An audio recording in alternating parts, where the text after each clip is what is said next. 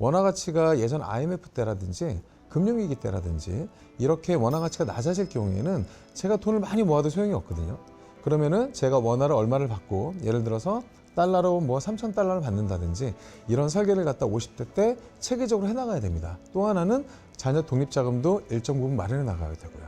기본적으로 60세 때부터는 이제 자산을 모아놨던 자산을 합리적으로 인출하는 것들이 중요하겠죠.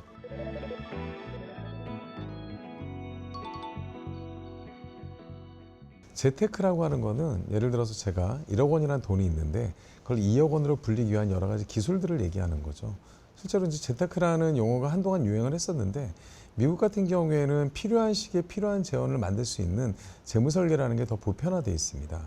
필요한 시기에 필요한 재원이 나온다는 거는 금융상품을 특히 가입하거나 판매하나 이런 것들이 아니라 고객의 재무적인 목표와 비재무적인 목표를 달성하는 모든 과정이에요. 예를 들어 가지고 누가 부동산을 구입한다. 그러면 부동산을 구입하기 위해서 투자를 통해서 돈을 만들어가는 과정들, 그 안에 절세가 필요할 거고, 그리고 부동산을 향후에 뭐 자녀한테 증여를 해준다든지 여러 가지가 복합적으로 종합적으로 설계하는 게 재무설계라고 합니다. 그래서 재테크하고는 단순하게 돈을 불리는 기술하고는 좀 차이가 있다. 이렇게 보시면 될 것 같습니다. 재무설계는 미국에서도 그렇고 전 세계적으로 약 6단계 프로세스대로 이제 진행이 되고 있습니다. 첫 번째로는 저희가 고객분을 만나면 이제 관계를 정립하는 단계인데 이때는 고객이 어떤 재무 목표를 가지고 있는지, 예를 들어 사회자분 같은 경우는 주택구입이 될 수도 있고 어떤 분들은 은퇴자금의 목표가 될 수도 있고 어떤 분들은 증여상속이 될 수도 있어요. 그러면은 그 재무적인 목표에 맞춰서 어떤 방향을 가지고 흘러갈지, 보수는 어떻게 할지 설정을 하게 됩니다. 두 번째로는 저희가 자료를 받는데 이 자료는 단순한 자료가 아니고 첫 번째로는 이제 자산 리스트를 받아요. 이거는 과거부터 지금까지의 경제적인 성적표가 될 거고요. 두 번째로는 현금 흐름표를 받습니다. 소득과 지출을 받는데 이건 미래의 경제적인 성적표가 될 겁니다. 제일 중요한 건 뭐냐면 고객분들의 재무적인 인생의 목표를 받아야 돼요. 왜냐하면 이 돈이라고 하는 거는 인생 계획 안에 종속되고 배열되어 있기 때문에 그렇습니다. 그럼 이 세 가지 자료를 바탕으로 저희가 분석하고 평가를 해요. 같은 비슷한 소득원 대비해서 과연 현재 재산은 많이 모아져 있는지, 절세는 잘 되고 있는지, 은퇴 준비는 잘 되고 있는지 이런 것들을 세부적으로 분석을 해가지고 고객과 협의를 하게 됩니다. 그럼 앞으로 어떤 방향성을 가지고 설정을 해나갈 것이냐, 그 이외에 포트폴리오 제안을 드리게 돼요. 근데 재무설계는 재테크하고 다른 게 이 포트폴리오라고 하는 게 단순하게 뭐 상품을 가입하는 게 아니고요. 예를 들어서 고객분들이 갖고 있는 주식을 갖다가 매도를 해도 실행이 되는 거고요. 그리고 포트폴리오가 되는 거고, 뭐 가지고 있던 뭐 금융상품들을 갖다 변경한다든지, 부동산을 매각하고 매수한다든지, 이런 모든 부분들이 아니면은 상속에 관심 있는 분들이 유언장을 작성한다든지, 이런 모든 것들이 실행이 될 겁니다. 그럼 실행을 하고 나서 주기적으로 점검을 해야 되는데, 여섯 번째로 모니터링을 하는데, 예를 들어서 주택을 구입하기로 마음을 먹었는데 10, 15 대책이 나오고 나서 주택 구입이 좀 어려워졌어요. 그럼 재무적인 목표가 바뀌는 거거든요. 지속적으로 점검을 통해서 6가지 단계를 계속 반복하는 거예요. 궁극적으로는 내가 가지고 있는 필요한 시기에 필요한 재원이 나올 수 있는 이런 재무적인 목표 달성을 위해서 쭉 프로세스를 진행하게 되는 겁니다.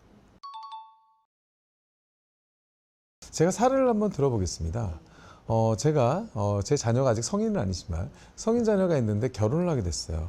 근데 제가 자산을 좀 많이 모아가지고 부동산을 구입해주고 싶습니다. 그렇지만 부동산을 구입하려고 하니까 세금이 많이 들어가는 것 같아요. 그렇지만 저는 일정 부분의 자금을 증여신고를 해서 그리고 일정 부분은 5년 뒤에 자녀에게 주택을 구입해 주기로 해요. 그러면은 증여신고를 했던 증여상속설계를 통해서 절세를 해야 될 거고 5년 후에 주택자금을 모으기 위해서 투자 설계를 해야 될 거예요. 예를 들어서 지금처럼 미국 시장이 좋았고 한국 시장도 많이 좋지만 앞으로 이 주가가 떨어질 수도 있기 때문에 뭐 채권이라든지 ETF나 정리식 펀드 같은 걸 통해 가지고 포트폴리오 구성을 해서 5년 동안 자산을 좀 많이 모아야 될 겁니다. 또 모으는 과정 속에도 절세 플랜이 필요하겠죠. 단순하게 저축을 하게 되면은 1년에 수익금이 2천만 원이 넘어가게 되면은 금융소득 조합과세가 돼요. 그렇기 때문에 ISA나 이런 절세 계좌를 통해서 투자를 하게 되고 그 어느 정도의 이 부동산 자금이 모아지게 되면은 또 부동산을 구입하게 되고 그 안에 취득세라든지 여러 가지 들어가지만 실제로 절세할 수 있는 부분들을 더 절세할 수 있게끔 만들어가는 거죠. 이건 하면서 더 중요한 거는 제가 제 자녀한테 그렇게 주택을 갖다 5년 뒤에 사줬지만 제 은퇴자금 준비가 잘 돼 있어야 되겠죠. 그래서 제가 이 은퇴를 하고 나서 제가 원하는 소득원을 갖다 가져갈 수 있는 정도를 먼저 만들어 놓고 그리고 향후에 또 자녀들한테 상속증을 해줄 수가 있다고 하면은 그 자산 설계까지 같이 해놔야 될 겁니다. 그래서 이 모든 종합적인 재무 설계가 하나로 묶여 있는 거지 별도로 떨어져 있는 건 아니에요. 더 어린 자녀들이 있을 경우에는 교육자금 설계 같은 걸로 대신할 수도 있겠죠. 유학자금 설계가 될 수도 있을 거고요. 복합적으로 다 연결되어 있다고 보시면 됩니다. 일반적으로 재무 설계에 꼭 필요한 그 재무 목표들이 있습니다. 첫 번째로는 주택 구입 자금이 될 거고요. 그리고 기본적으로 이제 자녀 독립 자금이 될 거예요. 그리고 제일 중요한 은퇴 자금이 될 겁니다.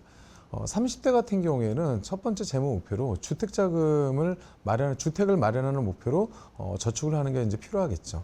주택을 마련하기 위해서 은행 적금을 활용할 수도 있을 거고, 증권사의 그런 ETF나 펀드나 이런 뭐 주식이나 채권을 활용할 수도 있을 거고, 여러 가지 이 내 투자 성향에 맞게끔 저축을 해서 주택을 구입하는 첫 번째 목표를 삼으셔야 될 거예요.